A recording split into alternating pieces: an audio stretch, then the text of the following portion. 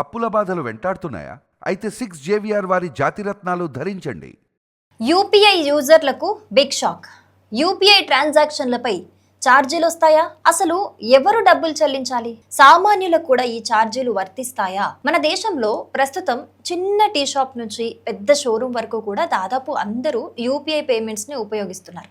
అయితే చేతిలో క్యాష్ లేకపోయినా సరే ఫోన్ తీసి స్కాన్ చేసి చెల్లించే పరిస్థితి కంప్లీట్గా ఓవరాల్గా అందరికీ వచ్చేసింది. అంటే చిన్న పేదవాళ్ళ నుంచి హైయర్ ఎండ్స్ వరకు. అయితే ఇప్పుడు యూపీఐ ఛార్జీలపై మరోసారి చర్చ అయితే మొదలైంది. Reserve bank governor Sanjay Malhotra దీని గురించి ఏం మాట్లాడుతున్నారు అని అంటే, డిజిటల్ పేమెంట్స్ను కొనసాగించాలంటే వాటికి అయ్యే ఖర్చును ఎవరో ఒక్కరు భరించాల్సిందే అని వ్యాఖ్యానించారు. ఎందుకంటే యూపీఐ అనేది ఉచితంగా కనిపించినా కూడా దాని వెనుక భారీ ఖర్చు ఉంటుంది.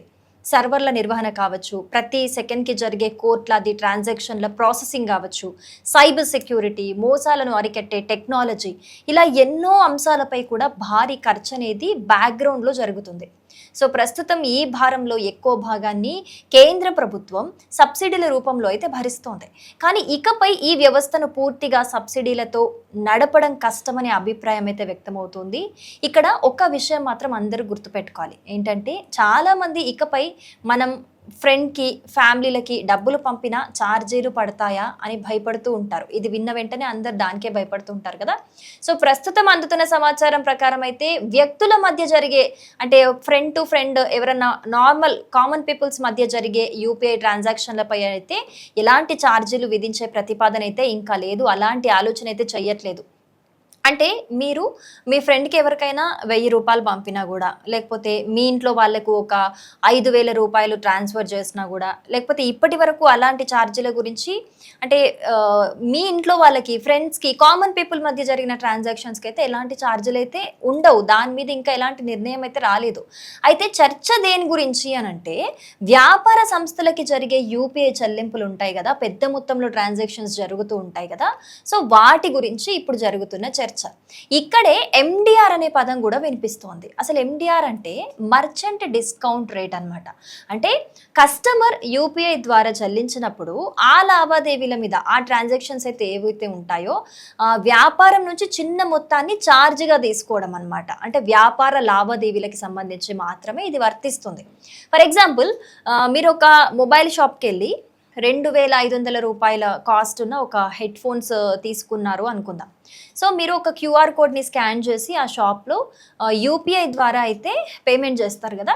సో ప్రస్తుతం షాప్ ఓనర్ ఎవరైతే ఉంటారో దాదాపు వాళ్ళకి 2500 అనేది కంప్లీట్గా అమౌంట్ చేరుతుంది. కానీ నెక్స్ట్ భవిష్యత్తులో ఇది గనక అమల్లోకి వస్తే, ఫ్యూచర్లో ఎండిఆర్ గనక అమల్లోకి వస్తే 2500లో నుంచి సుమారు 6 రూపాయల నుంచి 10 రూపాయల వరకు ఛార్జ్ కట్ అయ్యే అవకాశం ఉంటుందన్నమాట.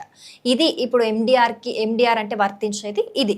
అంటే ఈ ఛార్జ్ నేరుగా కస్టమర్ చెల్లిస్తారా మరి, లేకపోతే ఓనర్ ఎవరైతే ఉంటారో బిజినెస్కి సంబంధించి వాళ్ళు భరిస్తారా అనే విషయం అయితే ఇంకా కంప్లీట్గా డెసిజన్ అయితే రాలేదు. దీని గురించి మరి దీన్ని ఎలా డిసైడ్ చేస్తారు అని అయితే తెలియాల్సి ఉంది.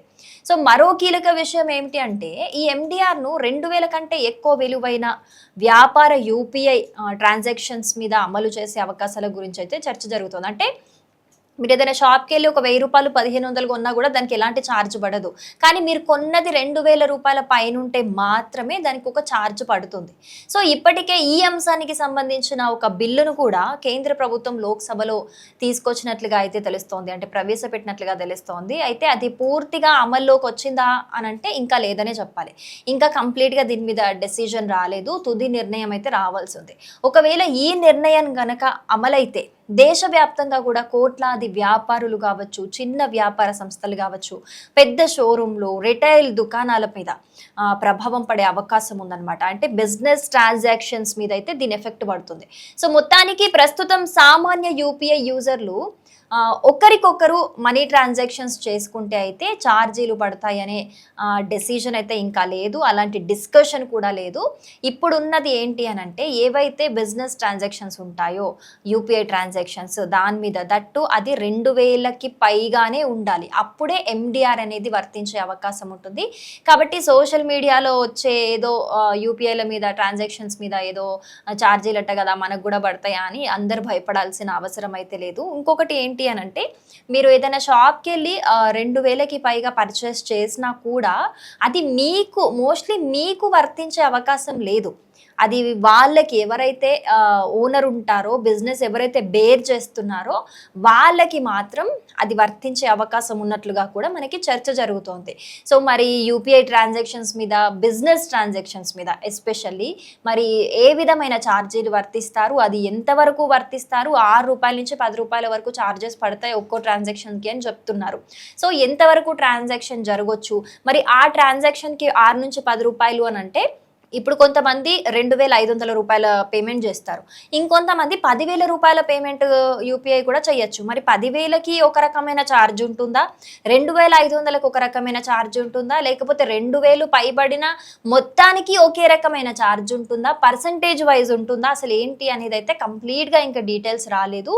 ఎండిఆర్ అనేదాన్ని ఖచ్చితంగా ఇప్పుడైతే చర్చ జరుగుతోంది, దీని మీద కంప్లీట్గా చర్చ జరిగిన తర్వాత ఇవన్నీ కూడా డిసైడ్ చేసి అసలు ఎవరికి కట్ అవుతాయి ఏంటి అనేది అయితే కంప్లీట్ ఒక డెసిజన్ తీసుకొని కేంద్రం అయితే దీన్ని అమలు చేసే అవకాశాలు అయితే మనకు కనిపిస్తూ ఉన్నాయి. ఒకవేళ ఎండిఆర్ అమలైతే ఏ విధంగా ఉంటుంది అనేది తప్పకుండా మీ అభిప్రాయాన్ని కమెంట్ చేయండి.